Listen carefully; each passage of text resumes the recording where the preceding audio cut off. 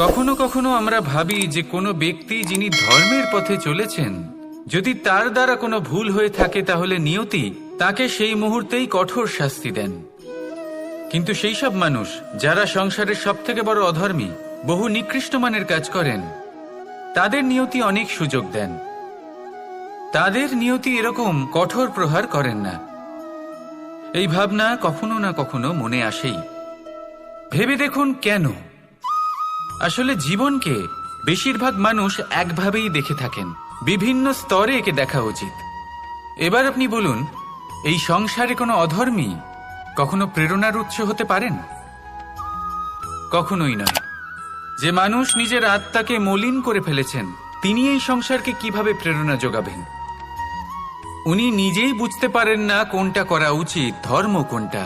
তাই নিয়তি তাকে একটা সুযোগ দেন, এটা বোঝার সুযোগ দেন যে কোনটা উচিত, কোনটা ধর্ম।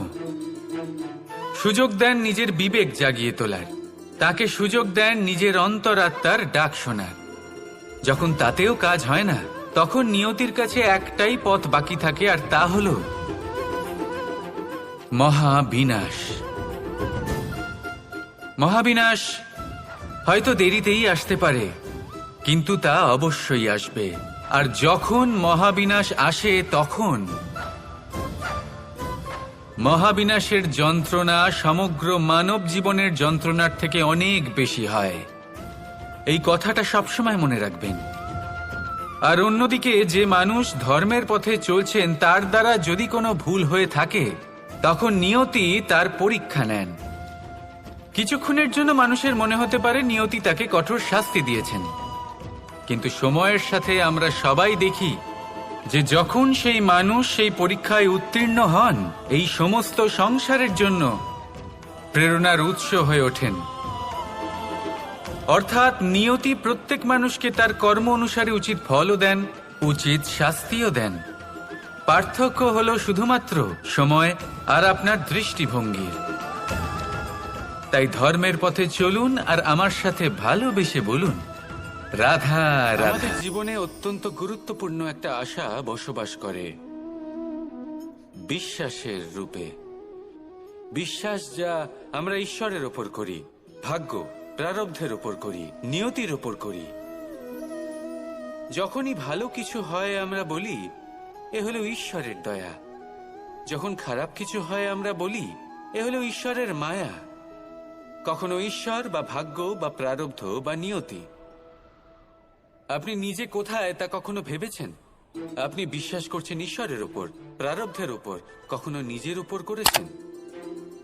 আমি আপনাকে একটা সহজ কথা বলি, যদি আপনি ঈশ্বরের উপর বিশ্বাস রাখেন, শুধুই ঈশ্বরের উপর বিশ্বাস, তাহলে আপনি সেটাই পাবেন যেটা আপনার ভাগ্যে লেখা রয়েছে। কিন্তু যদি আপনি নিজের উপর বিশ্বাস রাখেন, আত্মবিশ্বাস রাখতে শেখেন, তাহলে ঈশ্বর আর নিয়তি দুজনে মিলে আপনার ভাগ্যে সেটাই লিখবে যা আপনি চাইছেন। তাই মনে রাখবেন, সাফল্যের পথ হলো এই বিশ্বাস। নিজের আত্মবিশ্বাসকে ধরে রাখতে শিখুন, দেখবেন আত্মা প্রসন্নতায় ভরে উঠবে। তাহলে আসুন এই প্রসন্ন ভাব নিয়ে বলুন, রাধা রাধা। এই সংসারে সবচেয়ে বড় পাপ কি হতে পারে?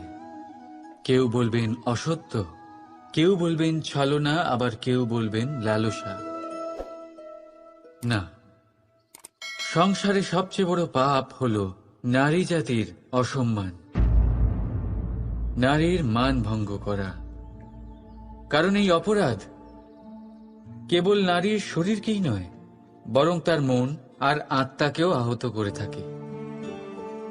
তাহলে এবার প্রশ্ন হলো, যে এই অপরাধ করেছে তাকে কি শাস্তি দেওয়া উচিত? কেউ বলবেন শারীরিক যন্ত্রণা, আর কেউ বলবেন মৃত্যুদণ্ড। কিন্তু এই অপরাধের শাস্তি নির্ধারণ করার আগে এটা জানার কি কোনো প্রয়োজন নেই যে অপরাধী আসলে কে? এখন আপনি বলবেন সহজ ব্যাপার, সেই পুরুষ যে নারীর মান ভঙ্গ করেছে। কিন্তু এ কি সম্পূর্ণ সত্যি? নিজের অপমানের জন্য, নিজের সম্মানকে নিজেই হারানোর জন্য কখনো নারী কি নিজে দায়ী হতে পারে না? ভেবে দেখুন, সম্মানহানির থেকে বাঁচার জন্য সর্বপ্রথম সম্মানের সীমার ওপর নজর দেওয়া প্রয়োজন। রাবণ সীতার হরণ এই জন্যই করতে পেরেছিলেন কারণ সীতা নিজের বোকামোর জন্য রাবণের সেই সীমা উল্লঙ্ঘন করা সহজ করে দিয়েছিলেন। কিন্তু অশোক বাটিকাতে সেই সীতাকেই রাবণ স্পর্শ পর্যন্ত করতে পারেননি, কারণ সে রাবণ আর তার মাঝখানে ঘাস দিয়ে একটা ছোট রেখা বানিয়ে দিয়েছিলেন। জীবনে না বলতে শিখুন। যদি কেউ আপনার সম্মানের সীমা পার করতে চেষ্টা করে তাহলে তাকে সেখানেই আটকাতে শিখুন। আপনার ওপরে ওঠা প্রথম হাত, প্রথম কটাক্ষ ওইখানেই আটকাতে শিখে নিন। তখন কোনো পুরুষের সাহস হবে না আপনাকে আবার অপমান করতে চেষ্টা করার, কারণ নারী জননী, পূজনীয়। তাই নিজেকে দুর্বল মনে করে আপনি অপরাধী হবেন না। রাধা রাধা। আপনি কি কখনো কোনো জলের ধারা দেখেছেন? তার সামনে যতই মাটি থাকুক না কেন, যতই কাদা থাকুক না কেন, যখন এই জলের ধারা বইতে আরম্ভ করে দেয় তখন এই কাদাকে নিজেই ধুয়ে নিয়ে যায়। ওই কাদাকে ধুয়ে দেয় এবং নিজের পথ নিজেই তৈরি করে নেয়। তাহলে আপনিও এরকম জলের মতো হয়ে উঠুন। যদি হয়ে উঠতে পারেন তাহলে নিজের মনের, নিজের ভাবনার, নিজের জীবনের যত অনাবশ্যক তত্ত্ব আছে, অনুপযোগী অংশ রয়েছে, অর্থাৎ অপরিষ্কার অংশ রয়েছে, তা নিজে থেকেই নির্মল হয়ে উঠবে। আর যেরকম জলের ধারা কখনো থেমে থাকে না, সব সময় বয়ে চলে, সেইভাবে আপনিও কখনোই থামবেন না। সবসময় বয়ে চলুন, এগোতে থাকুন। পথে যদি অনেক বিপদ আসে, সমস্যা আসে, থামবেন না, তার উপর নিরন্তর প্রহার করুন, নিরন্তর প্রয়াস করুন আর অগ্রসর হন। আপনি ভেবে দেখুন, এই জলের ধারা কখনো থেমে থাকে না, সবসময় বয়ে চলে, বিপদের সম্মুখীন হয়ে তাকে সাথে বয়ে নিয়ে চলে। সেই জন্য জলের ধারা, প্রবাহমান এই ধারা, এর থেকে কখনো দুর্গন্ধ আসে না, এতে কখনো ময়লা জমতে পারে না, বরং পালিত হয় সুন্দর প্রাণবন্ত জীবজন্তু, যেমন সুন্দর ছোট মাছ। তাই আপনিও এটাই করুন, কখনো থামবেন না, শুধু চলতে থাকুন, জলের ধারার মতো বইতে থাকুন। আপনি আপনার লক্ষ্য অবশ্যই খুঁজে পাবেন, আর তার সাথে নিজের অন্তরের যে মালিন্য রয়েছে তা আপনি নিজেই নিজের থেকে দূরে করে দেবেন। তাহলে আসুন আর আমার সাথে ভালোবেসে বলুন, রাধা রাধা। ভগবান। প্রত্যেক কঠিন পরিস্থিতিতে এই নামই আছে যা আমাদের উপায় দিয়ে থাকে। ব্যক্তি যান, ভগবানের পুজো করেন, আরাধনা করেন, ব্রত পালন করেন, মন্দিরে যান, পুজো পাঠ করেন, ভগবানকে জাগিয়ে তোলেন, আর তারপর শুরু হয় সমস্ত প্রশ্ন। হে ভগবান, আমার সাথে এরকম কেন হচ্ছে? কেন আমারই জীবনে এত দুঃখ আছে? আমি কিভাবে এর সম্মুখীন হব? আমাকে কেন এত কষ্ট ভোগ করতে হচ্ছে? হে ভগবান, আমি কি করব? আমাকে সাহায্য করুন, কোনো রাস্তা দেখান।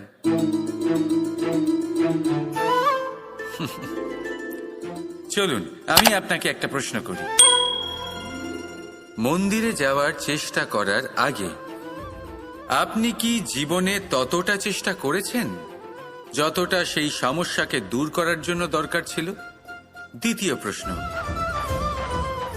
ভগবানকে জাগানোর পূর্বে আপনি কি নিজেকে জাগিয়ে তুলেছেন? আপনি কি আলস্য ত্যাগ করেছেন? তৃতীয় প্রশ্ন, ভগবানকে জিজ্ঞাসা করার আগে আপনি কি নিজেকে জিজ্ঞাসা করেছেন যে আমি কেন এত অসফল হচ্ছি? যদি না করে থাকেন তাহলে সবার আগে এটা করুন। আপনি সমস্ত প্রশ্নের উত্তর পাবেন, সমস্ত বিপদের পরিত্রাণ পাবেন। অন্য কোথাও নয়, নিজের ভেতরে তাকিয়ে দেখুন। চেষ্টা করুন নিজেকে জাগিয়ে তোলার।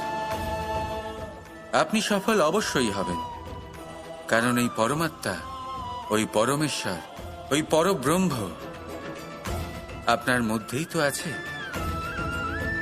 রাধা রাধা। ধৈর্য, এই ধৈর্য কি কোনো গুণ, কোনো অনুভূতি, কোনো দৃষ্টিভঙ্গি? আমার জন্য ধৈর্য এক বাহন। আপনি হয়তো ভাবছেন এই কেমন বাহন? বাহন তো ঘোড়া হতে পারে, হাতি হতে পারে, উটও হতে পারে, কিন্তু ধৈর্যকে বাহন বানানো মানে? চলুন আপনাকে একটা কথা বোঝাই। পৃথিবীতে এমন কোনো বাহন নেই যে তার আরোহীকে আছড়ে ফেলেনি। সেটা উট হোক বা হাতি হোক বা ঘোড়া হোক, চলতে চলতে কখনো নড়বড় করেই বসে।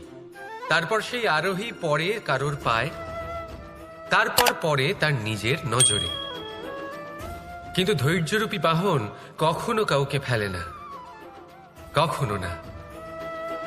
না সেই আরোহী কারোর পায়ে পড়ে, আর না তো নিজের নজরে। কারণ ধৈর্য আপনাকে বিবেক প্রদান করে, বিবেক আপনাকে পরিকল্পনায় সাহায্য করে, আর পরিকল্পনা প্রদান করে আপনাকে শক্তি, আপনার লক্ষ্যের দিকে অগ্রসর হওয়ার। বুঝলেন? ধৈর্যকে সঙ্গে রাখুন, নিজেকে আরো ধৈর্যশীল করে তুলুন। এই ধৈর্যের সাহায্যে আরোহণ করে দেখুন কিভাবে এই বাহন আপনাকে আপনার গন্তব্যে পৌঁছে দেবে। রাধা রাধা। আমাদের মনে যখন কোনো প্রশ্ন ওঠে, কোনো দ্বন্দ্ব জাগে, তখন আমরা যাই আমাদের গুরুর কাছে, আমাদের আরাধ্যের কাছে গিয়ে জিজ্ঞেস করি। এইভাবেই একদিন আমি পৌঁছলাম আমার আরাধ্যের কাছে, আমার মহাদেবের কাছে, আর ওনাকে প্রশ্ন করলাম যে মহাদেব, জীবনে আনন্দ পাওয়ার, উৎসব পালনের, প্রেম ভাগ করে নেবার, জীবনকে উপভোগ করে নেওয়ার সর্বশ্রেষ্ঠ সময় কোনটা? মহাদেব হাসলেন আর উনি বললেন, জীবনে উৎসব পালনের সব থেকে শ্রেষ্ঠ দিন হল মৃত্যুর ঠিক আগের দিনটা। প্রেম ভাগ করে নেওয়ার সব থেকে শ্রেষ্ঠ মুহূর্ত হল মৃত্যুর ঠিক আগের মুহূর্ত। জীবনকে উপভোগ করে নেওয়ার সর্বশ্রেষ্ঠ প্রহর হল মৃত্যুর এক প্রহর পূর্বে। তখন আমি চমকে গেলাম। আমি বললাম, কিন্তু মহাদেব, মৃত্যু তো অনিশ্চিত, আমরা জানিও না কবে আমাদের মৃত্যু হবে। মহাদেব আবার হাসলেন। উনি বললেন যে যদি আমরা এভাবে জীবন কাটাই যে আমরা জীবনের প্রত্যেক দিন, প্রত্যেক মুহূর্ত, প্রত্যেক প্রহর শেষ বলে মনে করি, তাহলে আমাদের সমস্ত জীবন আনন্দের সাথেই অতিবাহিত হবে। কি বলেন? তাহলে আপনিও এই কথা মনে রাখুন আর আমার সাথে ভালোবেসে বলুন, রাধা রাধা। প্রশান্তি জড়িত নিদ্রা মানুষের জীবনের একটা অত্যন্ত গুরুত্বপূর্ণ সুখ এবং প্রয়োজনীয়তাও। দেখতে গেলে এই সংসারের প্রত্যেক পশু পাখি, প্রত্যেক জীব অবশ্যই নিদ্রা প্রাপ্ত করেন, কিন্তু মানুষ, যার মধ্যে বিচার বিবেচনা করার শক্তি অন্যদের থেকে অনেক বেশি, তার কিন্তু ঘুমের কিছু সমস্যা অবশ্যই হয়। কি বলেন? তাই তো? এবার এর কারণ কি? চিন্তা। এবার চিন্তা আমাদের সবার জীবনে আছে। আমরা সকলে জানি যে চিন্তা কখনো আমাদের সাহায্য করে না, তাও আমাদের জীবনে আছে। কেন? চিন্তার মাধ্যমে কি কখনো কোনো সমস্যার সমাধান হয়েছে? অর্থের চিন্তা করলে কি অর্থ লাভ হয়? ভবিষ্যতের চিন্তা করলে কি ভবিষ্যৎ ঠিক হয়ে যায়? স্বাস্থ্যের চিন্তা করলে কি স্বাস্থ্য নিজে থেকেই ঠিক হয়? হয় না। তাহলে এই সব কিছু থেকে আমাদের একটা ছোট্ট শিক্ষা অবশ্যই লাভ করা উচিত।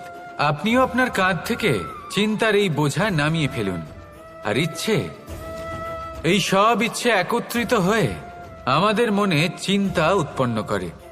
তাই এই চিন্তাগুলিকে ত্যাগ করুন, প্রকৃতির প্রেমের ওপর বিশ্বাস রাখুন। মনে রাখবেন, যিনি চিন্তা মুক্ত হবেন তিনি চিতা মুক্ত হবেন।